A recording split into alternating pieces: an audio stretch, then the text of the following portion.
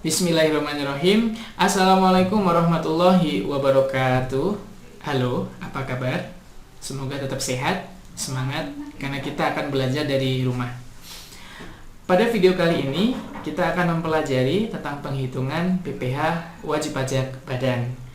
Seperti yang kita ketahui, ada 3 ketentuan dalam menghitung PPh wajib pajak badan. Yang pertama, menggunakan Undang-Undang PPh pasal 17.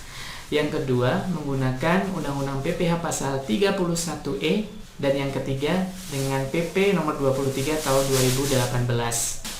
Baik, kita akan langsung mulai dengan membahas satu persatu, yaitu dimulai dengan perhitungan dengan menggunakan PPh pasal 17. Dalam penghitungan PPh badan, berdasarkan Undang-Undang pasal 17, ada beberapa ketentuan yang harus kalian perhatikan. Yang pertama adalah perusahaan yang menggunakan ketentuan tata cara perhitungan dengan Undang-Undang pasal 17 ini, mereka yang peredaran bruto atau omset setahunnya lebih dari 50 miliar. Kemudian tarif PPh-nya adalah 25%. Kemudian di sini ada pengecualian bagi perusahaan perseroan yang minimal sahamnya 40% diperjualbelikan di Bursa Efek Indonesia dengan minimal kepemilikan saham sebanyak 300 pemilik, maka memperoleh pengurangan tarif sebesar 5%. Dan selanjutnya, pajak terutang itu dihitung dengan cara tarif berdasarkan Undang-Undang PPh pasal 17 dikalikan dengan PKP atau penghasilan kena pajak. Baik, sekarang kita langsung mulai ke kasus. Di sini ada contoh laporan laba rugi atau income statement dari PT Rukun Makmur.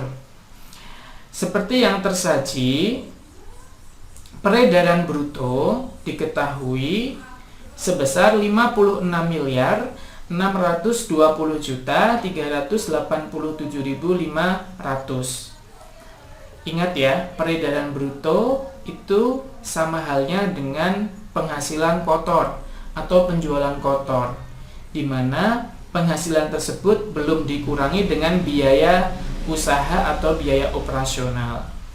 Kemudian di dalam income statement tersebut atau laporan laba rugi tersebut diketahui laba sebelum pajak atau earning before income tax sebesar 5.494.341.198. Baik, sekarang kita langsung mulai menghitung berapa pajak terutangnya.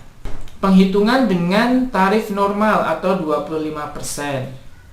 Tadi peredaran brutonya adalah 56.620.387.500. Kemudian laba bersihnya atau yang selanjutnya kita sebut sebagai penghasilan kena pajak sebesar 5.494.341.198.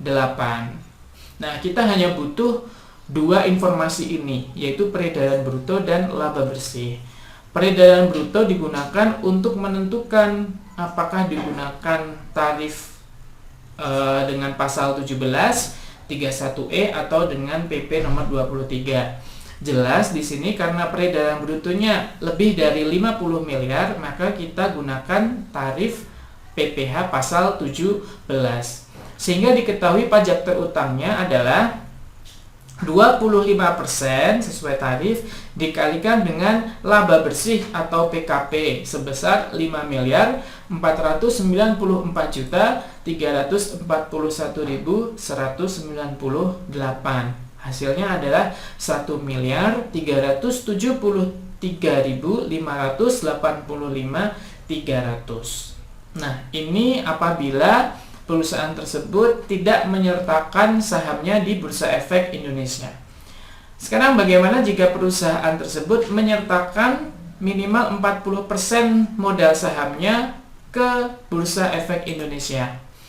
maka dia akan mendapatkan pengurangan tarif sebesar 5%. Jadi tarif awalnya yaitu 25% dikurangi dengan 5% menjadi 20%.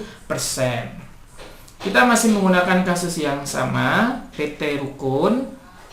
Tadi peredaran brutonya 56 miliar 620 juta 387.500 dan laba bersihnya adalah 5 miliar 494 juta 341.198. Nah, di sini saya memberikan informasi tambahan mengenai kerugian fiskal. Seumpama PT Rukun tersebut memiliki kerugian fiskal pada tahun sebelumnya sebesar 2 miliar 500 juta rupiah, maka pajak terutangnya dihitung sebagai berikut.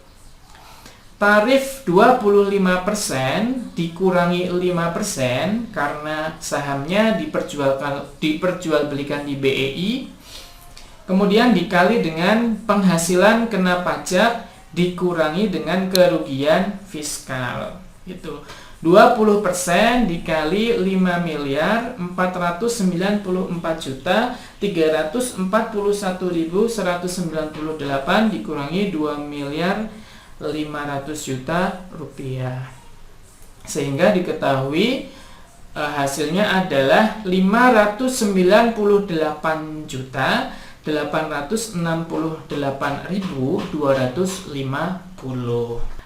Baik, bagaimana? Mudah bukan? Nah, ternyata caranya sesimpel itu, ya. Setelah kalian belajar mengenai tata cara perhitungan PPh terutang untuk WP badan menggunakan pasal 17, sekarang kita beralih ke pasal 31E.